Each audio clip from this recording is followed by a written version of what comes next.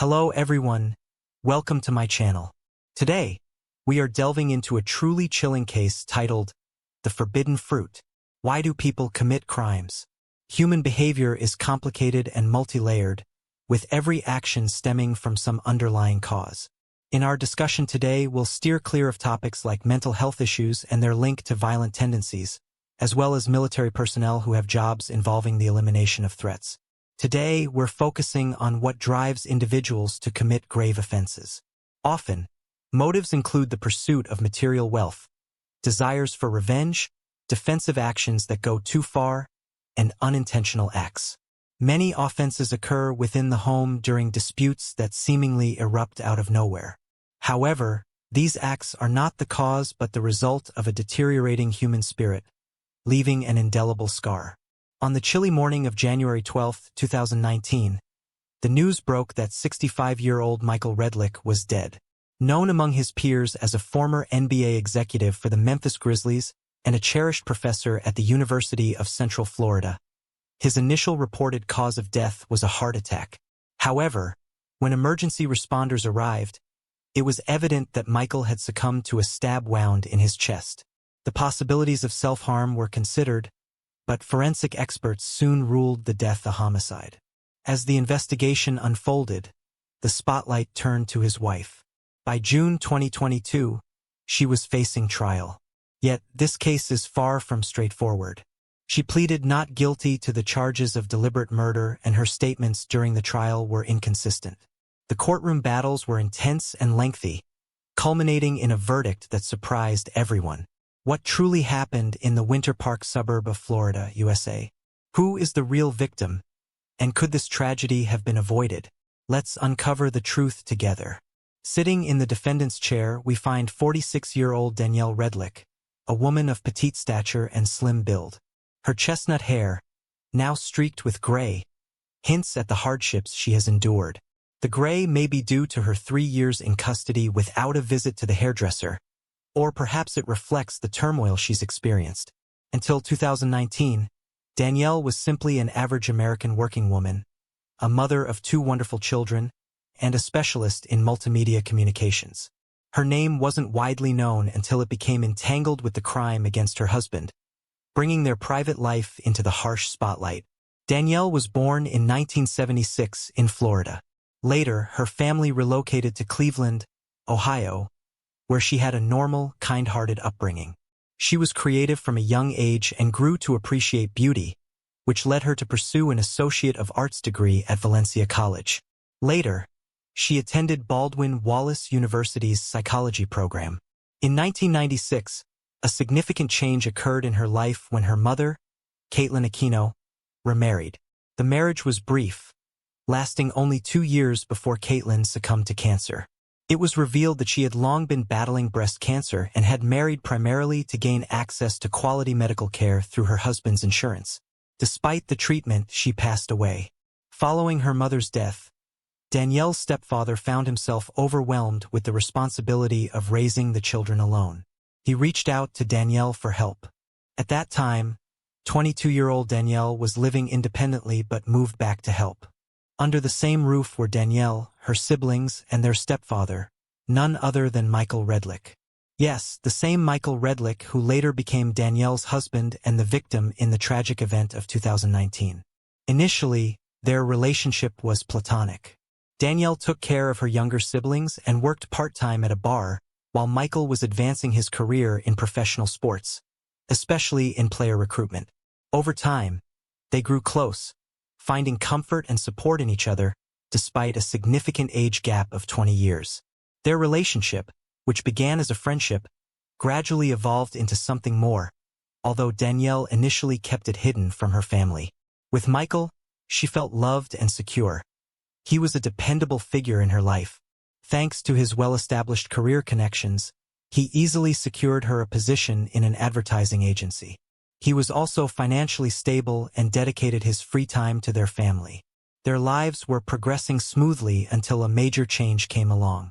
Michael received an offer to become the vice president of corporate sales for the Memphis Grizzlies, a position that required relocating to another state.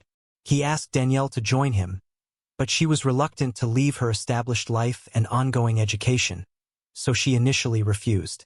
However, their relationship continued over long distances, and they frequently visited each other. One day, Michael showed her the house he had purchased for them next to the picturesque Mississippi River in a quiet, cozy neighborhood. Impressed, Danielle finally decided to move in with him. To ease her transition, he secured her an interesting job in the radio industry. At first, everything seemed perfect, setting the stage for the unforeseen turmoil that lay ahead. It was Michael's career that eventually brought significant changes to their lives. Many years later, during Danielle's trial, their 15-year-old daughter, Jaden, gave a moving testimony. She praised Michael for being an outstanding father who deeply committed to his family. Both she and her 8-year-old brother, Sawyer, attended top schools and were actively involved in sports, a pursuit strongly supported by their father. Jaden was particularly close to her father, a sentiment she did not share for her mother, whom she often viewed as hysterical, manipulative, and sometimes toxic. Jaden believed that Danielle was the instigator of all the conflicts at home, while Michael always tried to maintain peace. But was this perception by their elder daughter truly reflective of the dynamics within what appeared to be a happy and united family? Michael's new role came with increased responsibilities and stress, and he struggled with his relationship with the management. This stress took a heavy toll on him, leading him to seek solace in alcohol. Over time, his drinking became a daily habit. He would often come home late, intoxicated and irate, creating a tense atmosphere at home. Danielle endeavored to support her husband, and it seemed he would calm down after their talks, promising to cut back on his drinking. However, his commitments were often short-lived. On one particular evening, Michael missed a dinner that had been planned specifically for the two of them. It wasn't the first time he had done so, but on this occasion, they had both looked forward to spending the evening together.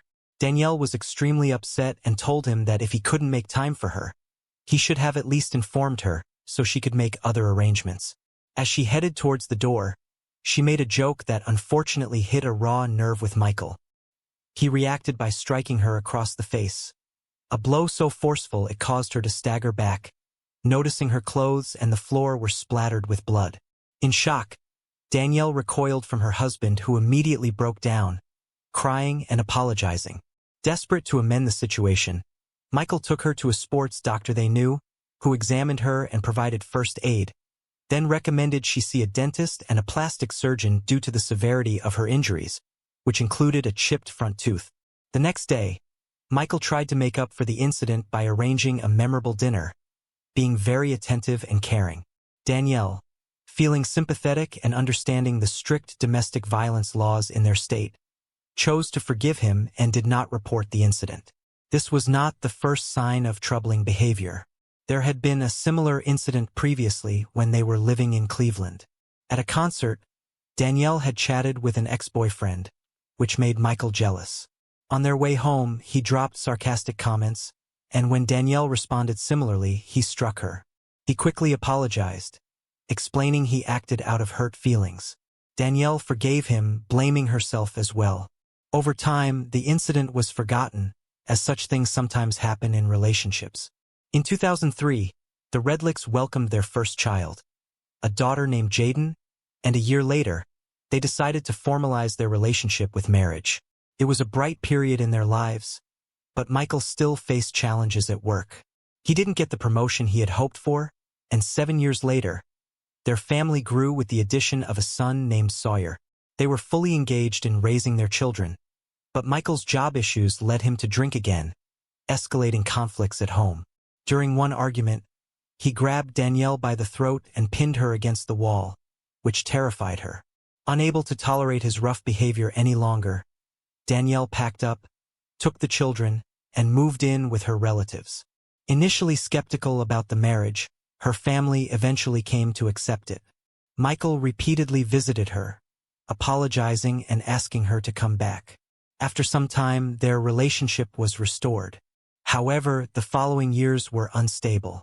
The Redlicks moved several times, and Michael was offered a job in California, where they lived for about 5 years. This period was marked by continued struggles with his issues and drinking habits. There came a time when both spouses were unemployed and living off their savings. In 2014, another move was on the horizon, this time to Indiana. Michael went ahead first to find a new home and settle matters, while Danielle stayed in California with the children to sell their old property and belongings. The constant moving was exhausting and difficult for the children to adapt to. Over this year, their financial situation improved, but their marital relationship underwent significant changes. The distance and infrequent meetings caused them to grow distant and barely communicate.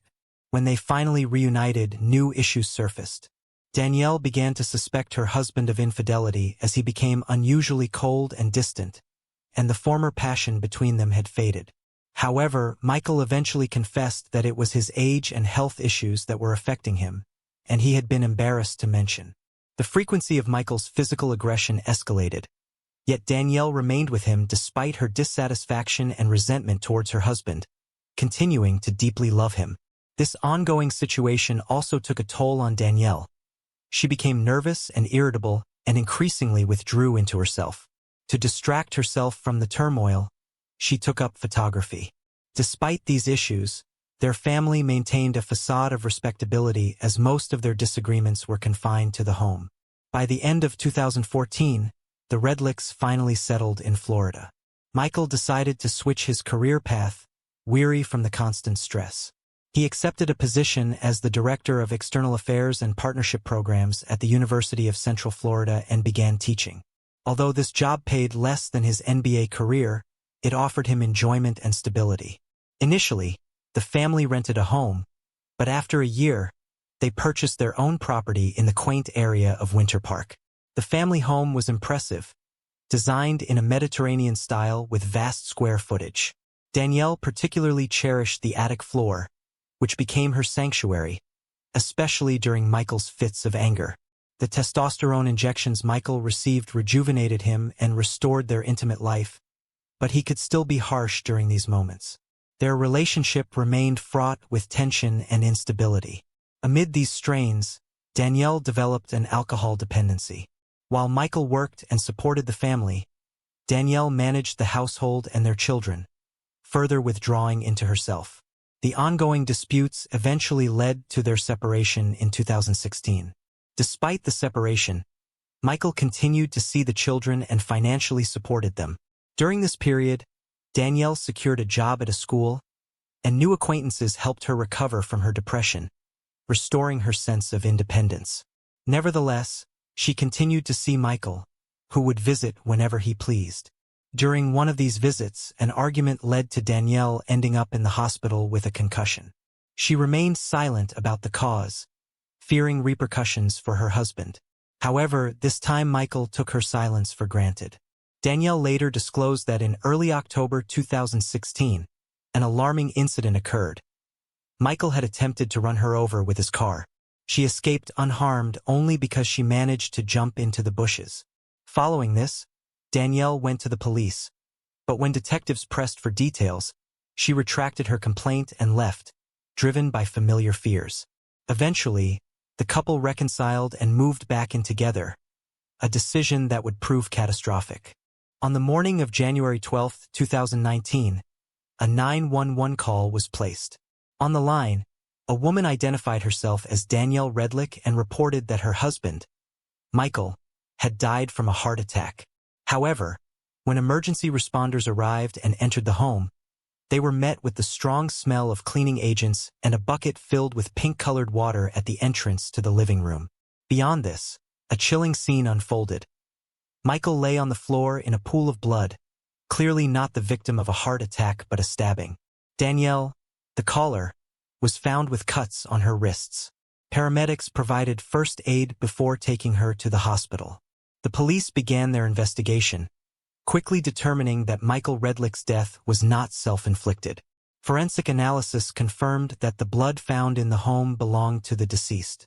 The pink liquid in the bucket was nothing but diluted blood, suggesting someone, possibly Danielle, had attempted to erase a trail from the bedroom to the living room where the body had been dragged.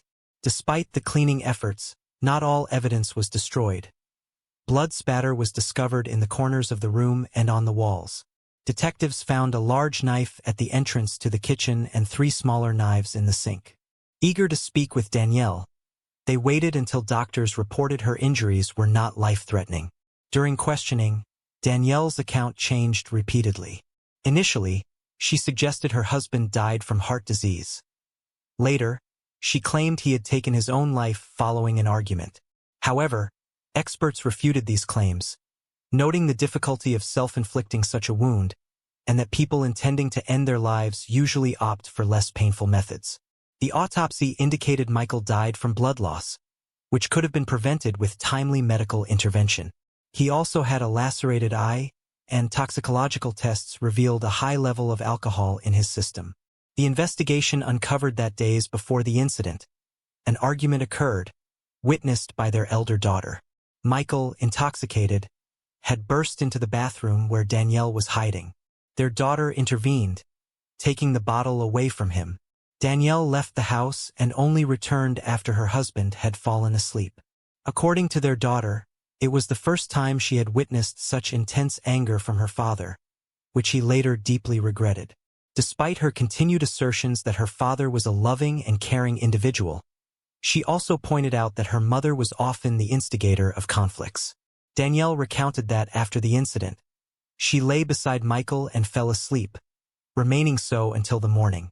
This was how she explained the 11-hour period of inactivity when questioned by the prosecution about her lies during the emergency call and subsequent questioning. Mrs. Redlick mentioned that fear had driven her actions. She was anxious that no one would accept her claim of self-defense. This apprehension was not unfounded, as shortly before the incident, she had been involved in an altercation with friends, during which she resisted police and attempted to bite an officer. She further refused to cooperate with the investigation, which resulted in charges of disorderly conduct and resisting arrest. Danielle had been under probation for about a year. It was also revealed that the cuts on her wrists were self-inflicted. Although she asserted these were attempts to end her life due to emotional distress, the superficial and non-life-threatening nature of the injuries led investigators to doubt her claims. Further investigation revealed Danielle's questionable behavior. After discovering Michael's infidelities, she registered on a dating site, interacted with men, and was unfaithful herself. Her profile indicated she was single, not in a relationship.